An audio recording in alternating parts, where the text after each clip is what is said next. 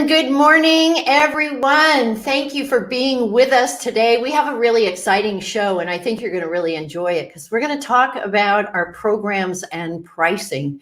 And one of our biggest challenges right now is people are pricing everything for free. Have you noticed that? I mean, everywhere I look on the internet, there's a free class, and I'm taking advantage of them, let me tell you. I mean, I'm in the process of taking Instagram right now because I just couldn't get a handle on that. Of course, look at my age. But now I got it. And it's all because I got to attend a free class. And I'm also doing one on LinkedIn. And I've had a really good following on LinkedIn. And now I'm adding little pieces to it that I didn't know I needed to add. And I'm also finding out how to do slides and things like that, really unique and fun and different things, and what to do about writing articles, because who has the time to write all these articles, right? To make everybody happy. So now what I'm doing is I'm getting other people's articles and I'm marketing them to try and give them a bigger following and help them out. And that's one of the things that I'm doing to gift people in my industry a leg up, so to speak. And remember, in the other shows, I have talked to you about the importance of being a leader. That is so important because if you are a leader, you have the ability to share and give to others like maybe you've never done before. And doing an Instagram course or doing a LinkedIn course is exactly what I'm talking about. And then also sharing out other people's articles, because then suddenly, like the governments in all the countries, we're all working together, right? Well, I want you to think of something very important. Not only that we need to be a leader, but that we need to be patient. On my doctor side, I work with a lot of people who are experiencing fear right now, and also a tremendous amount of claustrophobia. And it's a very busy day for me now. And I understand why they're having such a challenge. And it's because they feel and they're afraid of going outside. They feel like they can't go outside. So my suggestion to you, and some people are living with like 5 other people in their house. So my suggestion to you is that you go out and walk at a time when no one else is out there. And maybe take your dog with you, and you get some space, an ability to let your aura grow and become much bigger. Because when we're inside with a lot of people, we feel like we're pulled in tight and we're small because we don't want to take up so much room and we don't want to upset other people, right? It's hard now. You know, one of my gratefulness practices talks about the fact that I don't have anybody with me, so I don't have to make anybody else happy. And I get along with myself pretty well. Have you ever found that out? And I'm kind of used to being at home and working because I've been working online for the past 4 years, and that's how I treat all my clients too.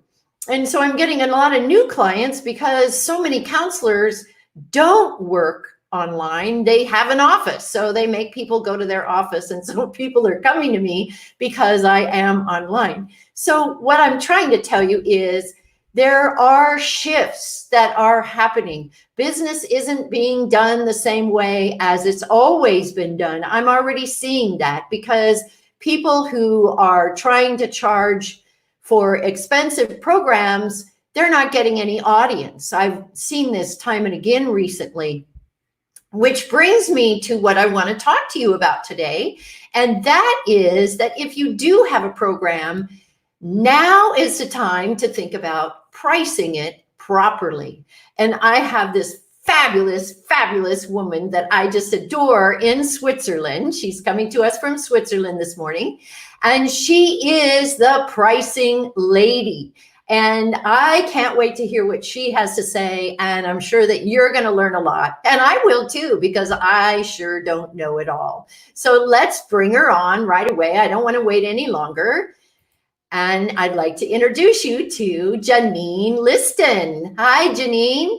Hi, Charlene. Hi, everyone. Thank you for having me here. It's awesome that you are here because I know we need some tips right now, especially since everybody's doing everything for free. I mean, where do you go from here? Yeah. No, I mean, I think that the question to ask ourselves is how can we still deliver value and hold our value? Right. Mm-hmm. So we have to be selective. And I think that what I've noticed is a lot of companies are being selective about where they're offering things for free and where they're still trying to get paid for work. And maybe that paid work is shifting. I've seen people break their programs down into smaller bits so that then the financial commitment isn't so high up front for people. I've seen people offer extended payment terms. So I think in that context, there's a lot of different ways to approach still operating and having a function business in this time. You mentioned payment terms, and I do that frequently. But I've had a couple of experiences where people got through the whole course and even took advantage of what they learned in the course, and then they go, "Oh, I can't afford to pay you." Yeah. So, what do you think about that? Yeah, it's a risk. It's a risk that you take when you offer extended payment terms. You're operating like a bank.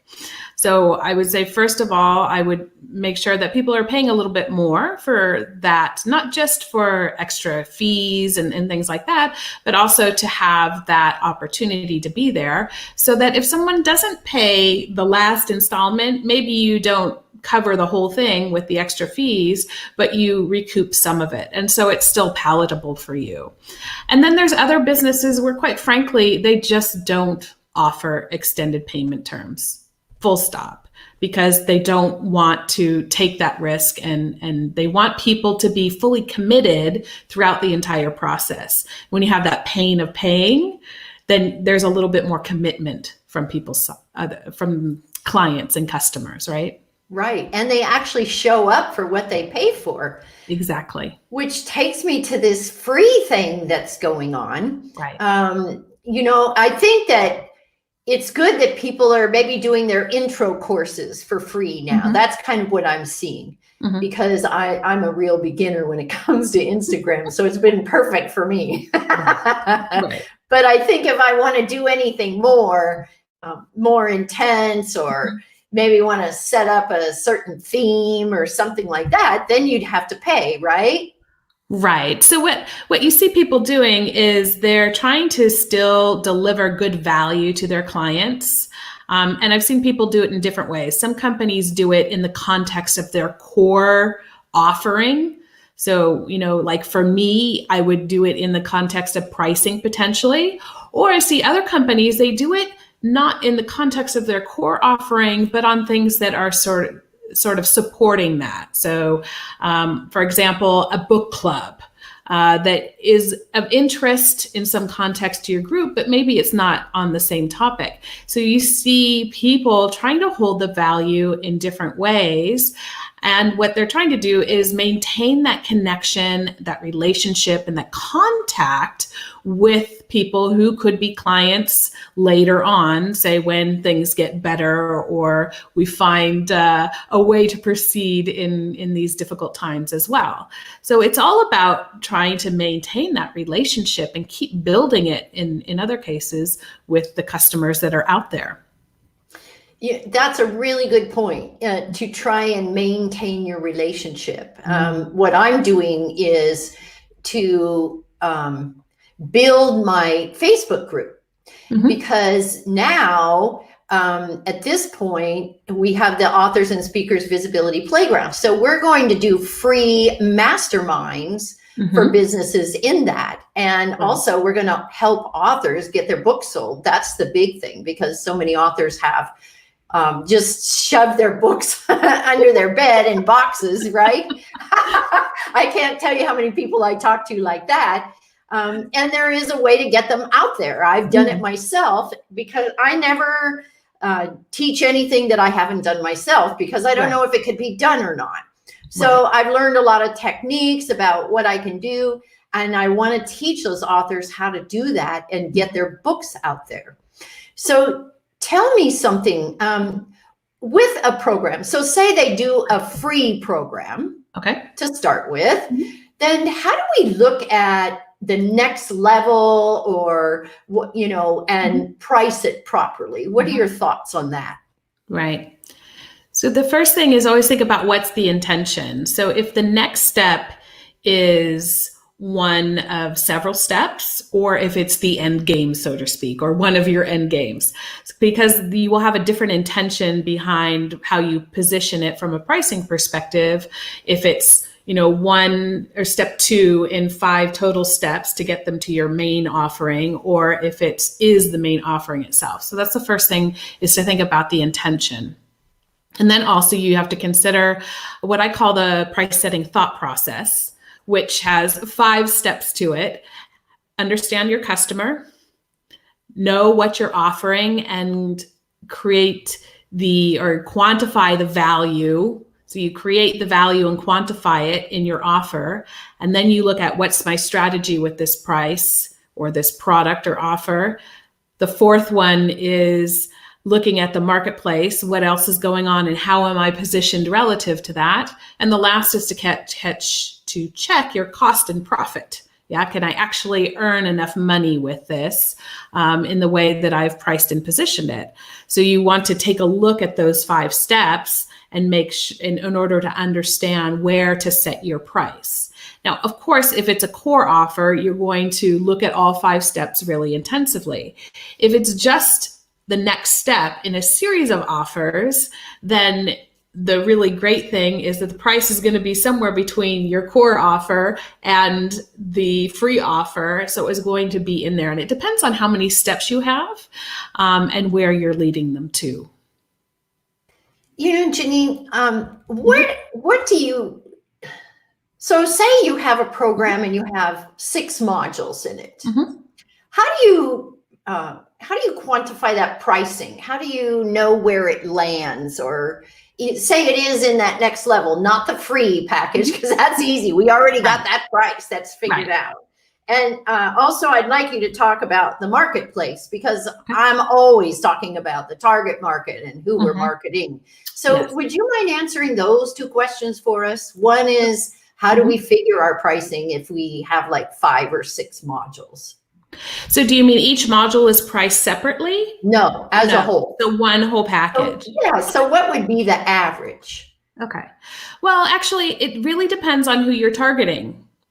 1, and 2, the value that you're bringing people. So 1, if you're creating a program for, say, college students who, in general, you're generalizing here, who are less cash rich and attach less value to certain things, then your price point is going to probably be a little bit less than if your program is targeting corporate executives.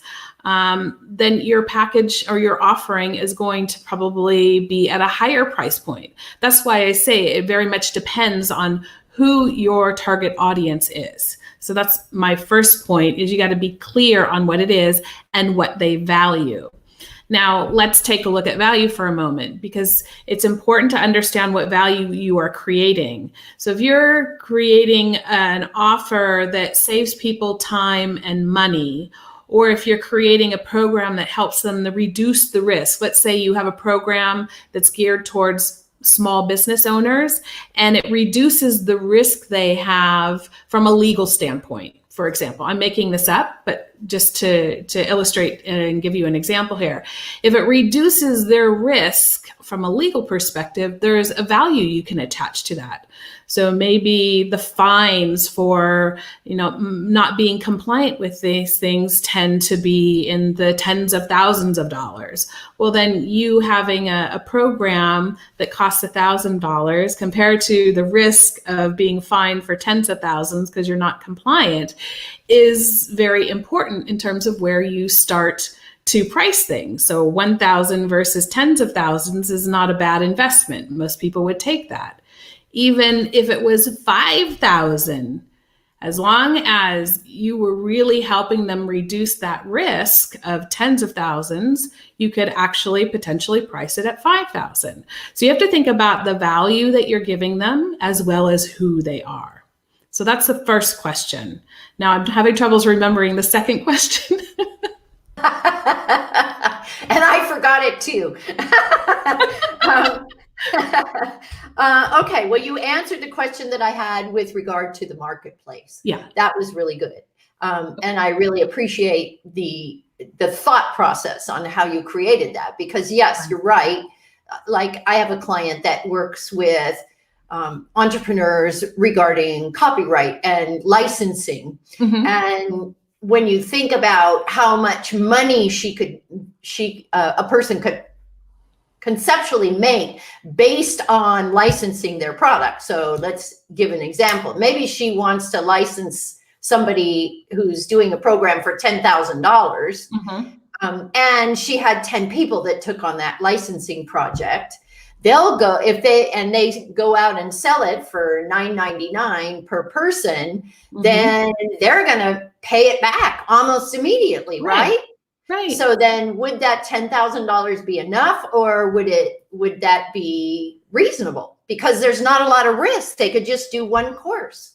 Right. Well, and I mean, with a lot of these programs, the benefit that people get out of it isn't one time, right? Mm-hmm. So I guess when you're doing programs on selling, it's not that they can only use that when they sell the next time they sell. They can actually use those skill sets well into the future. And the same with my business. So sometimes, yeah, maybe you could charge more, but maybe you wouldn't want to.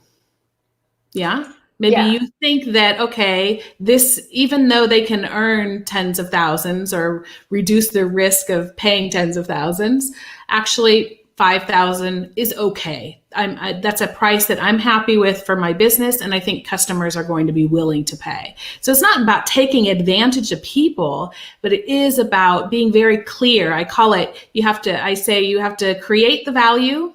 That's what you're doing in your offers by understanding your customers. You have to quantify it in order to understand what the value is they get in reference to what they're paying. Yeah, and hopefully this first one's higher than the second one.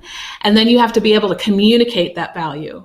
Because if you can't communicate it well, then people are not going to see the value in paying that much money for it. So the communication is almost more important than the number itself. Right.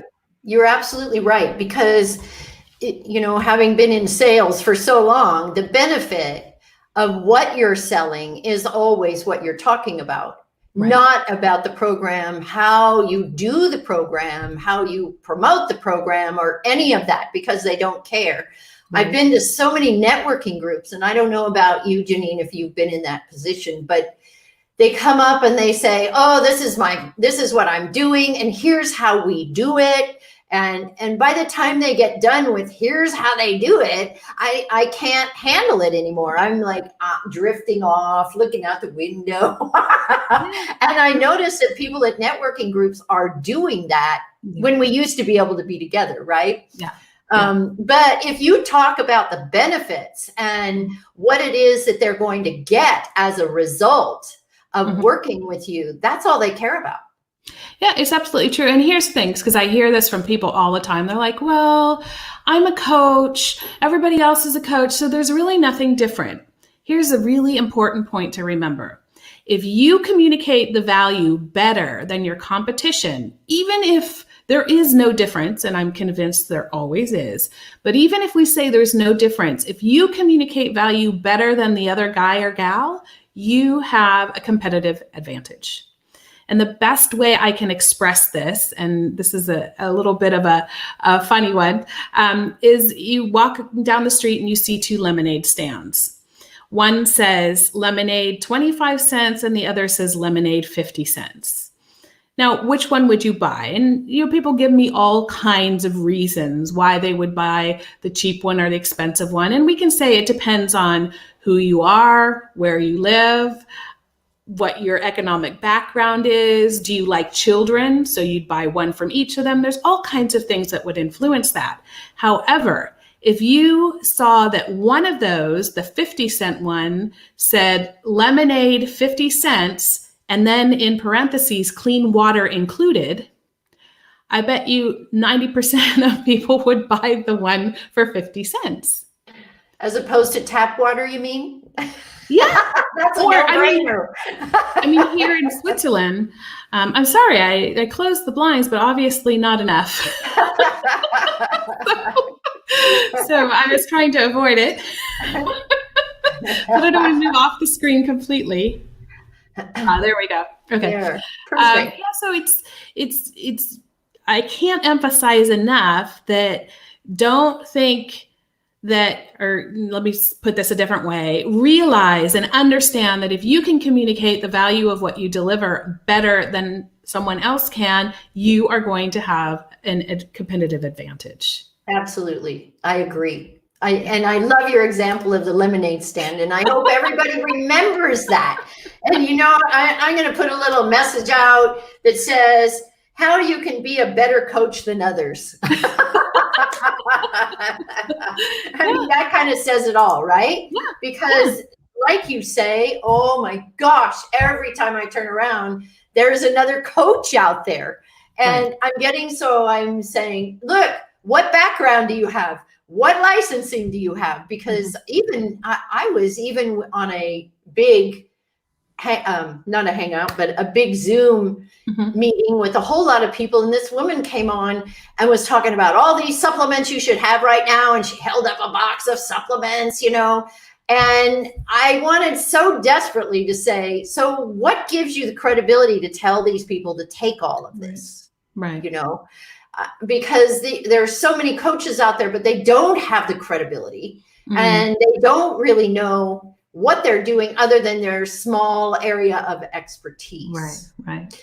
And the other thing is to stay in your lane, right? Don't go doing other people's work just because you need the money. That doesn't work because you haven't done it yourself. And there's even a lot of business coaches out there that are fairly new and haven't done much business coaching. They're doing their own, they're doing coaching, but they're learning it by coaching you instead of having experienced it already. It's like I said earlier to you, I don't teach anything I haven't tried myself, right? Now, we don't have a lot of time left. Unfortunately, this has just flown by. I love the information you've given. But we were talking about opportunities that what we're dealing with at this time. What opportunities do you see in this changing environment? Right. So first of all, I've seen this in two different ways. So one, the first week, I think most of us were a little bit in shock. There were a few people who kind of got over that shock quicker than the rest of us.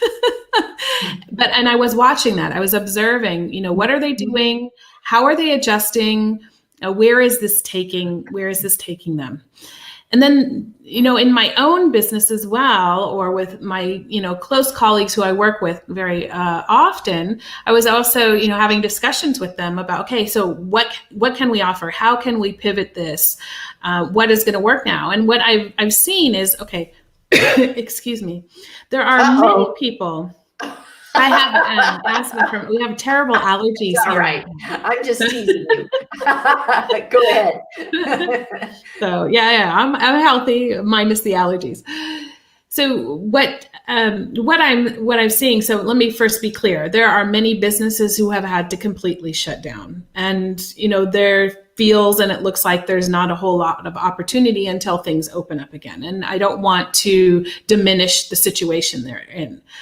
At the same time, for a lot of people, there are many opportunities. So I have a client who produces bagels, and she's selling bagels and delivering them to people's homes like crazy right now. And it's a wonderful opportunity for her. She's had to shift what she's doing and do it in a different way. And I think that when we look at what's out there, there are a lot of opportunities for people to be doing things in a different way.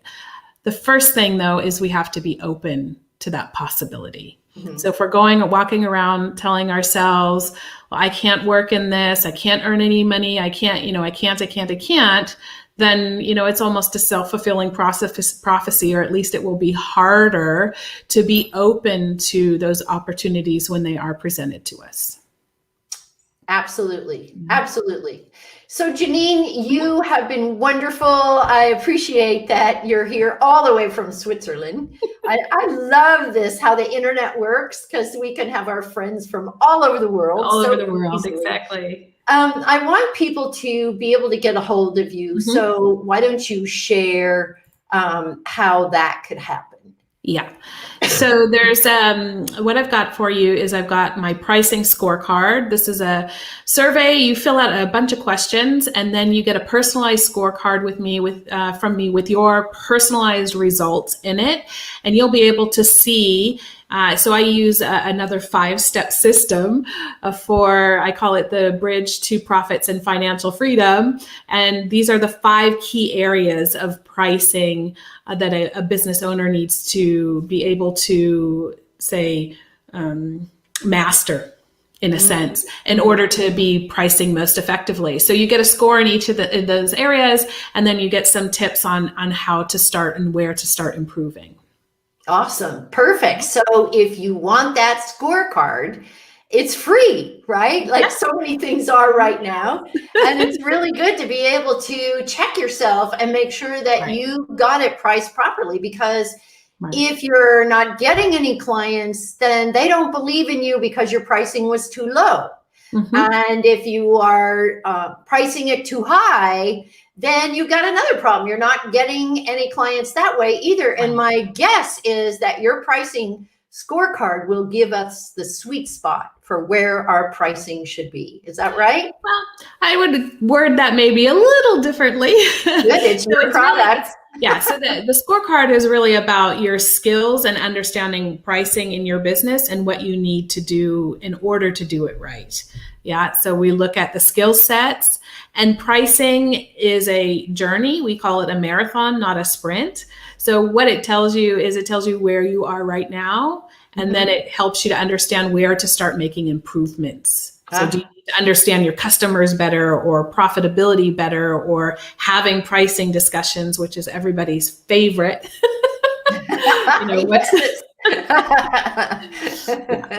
Well, you'll know when you've hit that sweet spot, because people will just keep saying yes, no matter what, right? Exactly. Janene, I want to say thank you so much for being with us today. You've just been amazing. And everybody, don't forget to get that pricing scorecard. Yes. And let us just finish up with today. And I really am grateful that you've been here with us. This has been such an exciting show. And I want you to realize one very important thing, and this is it.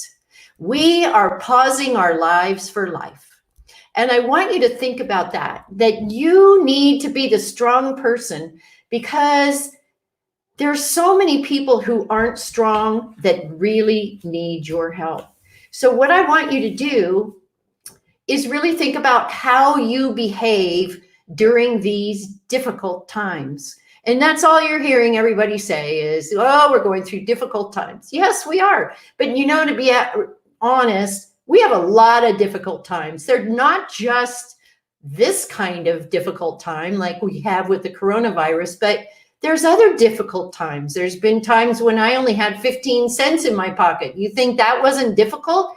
And I had 2 young boys. So think about what it is that you've done in your past that has been difficult, and be grateful for the fact that you have your family surrounding you. You don't have to sit in traffic anymore, at least not now. And have you noticed that when you call people, they actually answer the phone? You don't need an appointment to talk to people. They're there, and they're so excited to hear from you. So really think about who you are, because who you are right now will be remembered in the future. Thanks so much for joining us, everybody. I will see you next Wednesday at 9:30, once again in the US, or I should say in Pacific time.